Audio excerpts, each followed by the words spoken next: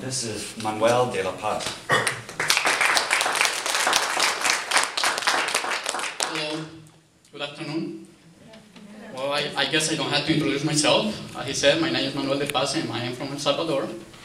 And I work for East Bay Sanctuary Covenant in Berkeley. And I am the coordinator of the Community Development Education Program. And I want to thank the Romero Community Group for making this event possible. Thank you so much. The East Bay Interfaith Coalition for Immigrants' Rights asked me to have the honor to talk about my experience with Bishop Romero. And I don't feel that I deserve it because he was in a different level. And I am not there. I just want to thank you once again for making this possible. And I just want to say that I personally didn't have the opportunity to meet with Bishop Romero personally. But somehow our roads crossed in my life after his death.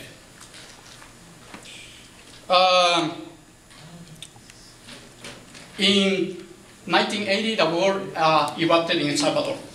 And in March 21st, 1980, the army came to my village. And they surrounded my house and shot, and they started shooting. The sounds of the shootings, my mom said, sons, is the army, run away. And she ran away, and I also ran away, and my biggest brother told me, don't run, we haven't done anything wrong. So my mom was wounded, and I ran. And that was happened like at 5 o'clock in the morning. Like at 10 in the morning, I came back, and my brothers were killed. One was decapitated, and the other one was cut in pieces with machetes. My little sister, who was 15, she was raped and cut it also with machetes. Another 9 persons were killed and tortured. And I just want to say that my village, it's the people on the village, from what I can remember, it was a very humble people, campesino people, that they didn't do any harms to anyone. And so the system, it was so evil that they teach our poor people how to kill one another. And that's what behind all the U.S. policies too. I lost 21 relatives in the times of war. One little cousin who was 8 years old, he was also decapitated. And when I moved to San Salvador, I was arrested several times because I cannot use my documents because my name was in the list of on the blacklist, what they call.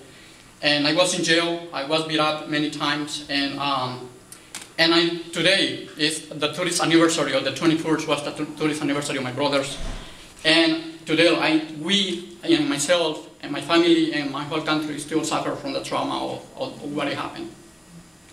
And I just want to say that the harms that the people who have a lot of power are so bad in our harms and our souls.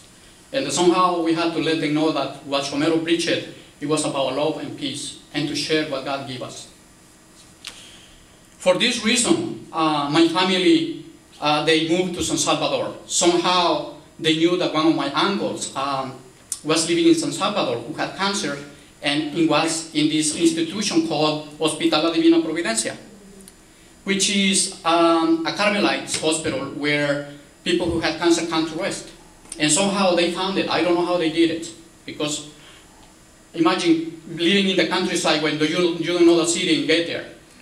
And 1 year later, I stayed in the mountains, hiding in the mountains from the bombings and everything. I knew that my father, my mother, and my youngest brother were at this place. And somehow I got there. I don't remember how. And so I was living there, and I immigrated in 1990. And so my family was there until 1992 when the war ended. And when I moved here with my brother, we actually work and buy a house, so my mother can go there. So the ones who know El Hospital La Divina Providencia is the same place where Bishop Romero was killed. And that's what I said, that in one point in my life, our roads were crossed. And So that's what how I learned about Bishop Romero, because I was 12 years at that time and I didn't know anything about him. So when I was there, I heard about these beautiful stories about his love, about his strength, about his compassion for the poor.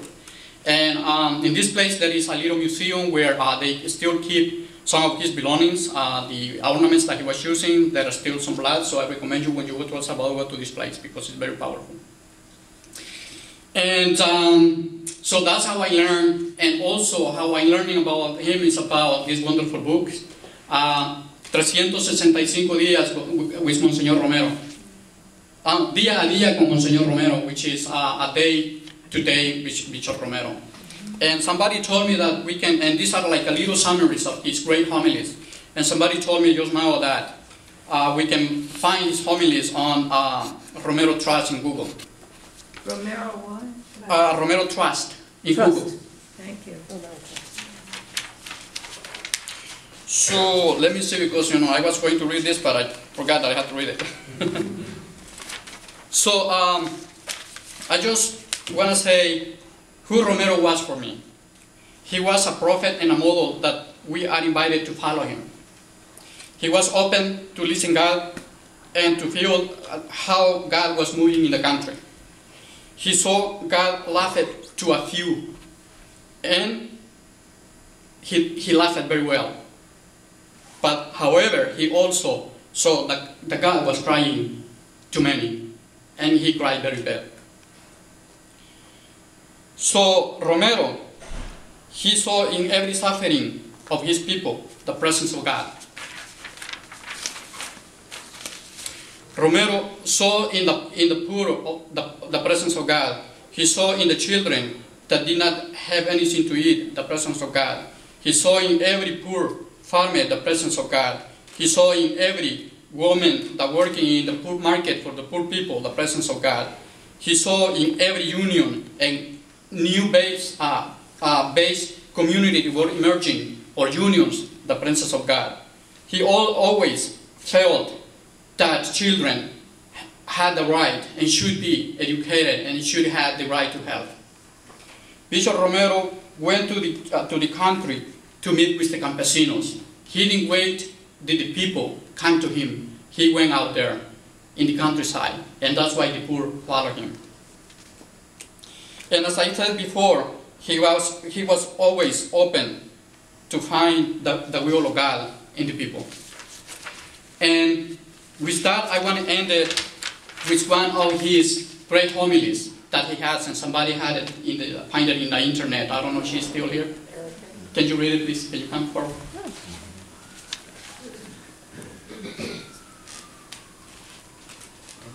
Yeah, just the kenosis, this kenosis. Yeah. Kenosis means to empty oneself, to strip oneself of the rank of God, just like a sovereign ruler who must put aside the throne and royal cloak and everything else, and then clothe himself like a campesino and appears like any other person. Like here in the cathedral, if Christ were to be among the people who are kind enough to listen to me, I might be unable to discover this reality because the Son of God was clothed like any other man. Even more, it was not enough to appear like the rest of men. Rather, this Christ humbled himself and took on the form of slave.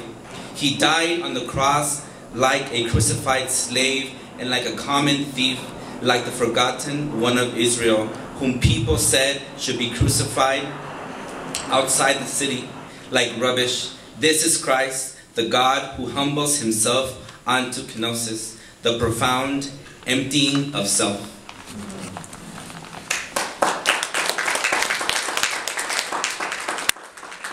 So I just want to finish by reasoning or asking me this question. Where Bishop Romero and Jesus Christ and Gandhi and Martin Luther King will be right now? I think they will be there out there with the immigrants, looking for justice. Thank you so much.